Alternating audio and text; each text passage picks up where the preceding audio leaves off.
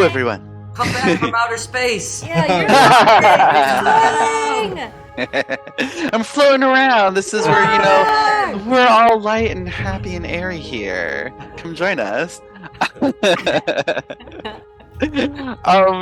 We have Greta, Lee, John Magaro, and Teo Yoo from Past Lives joining us on the next Best Picture podcast. Hello, everyone. Hi. My first question is, you all, I think, lived in New York City prior to shooting this film here. And given that this is a film about reconciling your past self with your present self, what was that like for you all? So to be back in your old stomping grounds. I'm the only one who stuck around. I know. These traitors both left, so but I still it live was like in New after York. 20 years. I mean, per your question, I think I'm still talking about it, processing with my therapist, like how to make sense of the science fiction that was shooting this movie on the exact spot where I previously had stood asking passerbyers that, can I ask you about your hair? I was that person. doing that. Really desperate to make a living and figuring out how to, jumpstart a career that just felt very hypothetical. Then to doing this movie is like truly beyond my own comprehension. I don't know. It feels crazy. Yeah. Totally. I mean, I love it. I love getting, like I said, I still live around. We get it. We still live in New York. I love when I get to shoot here at home. I mean, it's just, there's nothing like this city. And also on film, the city just looks really remarkable. And I think whatever you think about Past Lives at the end of the day, but it's great. You should love it. It's also kind of a love letter to New York. It really shares the city with you, and we've lived through it, and it's really special. People love to say that it's like a love story to New York, or that New York City is the another character. Yeah. But in this case, it's really true. Like, I really feel like when I watch it, there's that scene where Nora is in the car when the first time she goes to New York City, and she's just in the skyline, and that it makes me cry. Like, I distinctly, it's weird to cry at your own performance. That's not what I'm saying. But God, she can't stop sobbing at her own stuff. But it really gets to me because, like, that tingly sensation, like, and if you are a New Yorker, you know what I'm talking about. Yeah. Nothing like that. And that is an expression of pure love in that moment. Like, North Inyon with New York City. It's like, that is so essential to this movie. Mm-hmm. Yeah, I still love New York. You didn't love it. I just said you left it. There you go.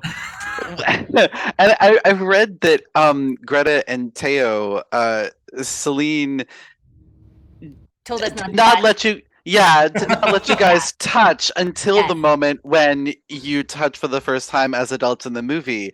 What was that moment like when you finally get to touch? Again, because like you're both yourselves as people and these characters. Well, I can remember it very distinctly because I had like sweaty palms and it felt like my heart was like pounding out of my chest. But yeah, I'm just glad that, for the sakes of the film, that we prepped it like that, and that the audience get to experience with us that first visceral moment, which was like based in, I guess, like the sadism of Celine, not letting us touch during pre-production. I feel like you guys cannot touch, you can't hug. Yeah. Only I can do that. But that it makes it. But having that, like, not, I don't know. I have like this benign resistance or like problem with authorities. If someone says you can't do something, then it makes it a thing, right? Like the idea that, like, oh no, we can't touch was initially, I'm gonna be honest, felt like a little like, really? Well, we're acting, right? Like I think we'll be able to conjure this hug Yeah, without, we're hugging all professionals. the time. Yeah. Right. I realize actors do hug a lot, and maybe this is more about that than like what It is was needed more for about the COVID scene. protocol. Right. I just This is Also, not yeah. safe. But in all seriousness, it did, by doing that, create this like a tension. It became quite stressy, actually. Like, oh no, we can't touch. So when we touch, what will it be? Like, Yeah. yeah, I mean, I guess we'll give it to her and say thank you, Celine. You're right. You're right. And likewise, Teo and John, you guys did not meet prior to filming that scene, or something. I've heard something No, we didn't meet. We along didn't those see each lines. other. Yeah. Yeah. Meanwhile, It you're was a getting little- all it was your information about each other through Greta, Yeah. right? Right, So right. what? Red So lies about the so two. what was she telling you? What lies was she telling you about each other? Yeah, Were they lies or were they just truths? She said he's a better actor. He's way more handsome. I would just love neg it. them. No, Yeah. she would just talk about their days, like what they were shooting, and it was a lot of it took.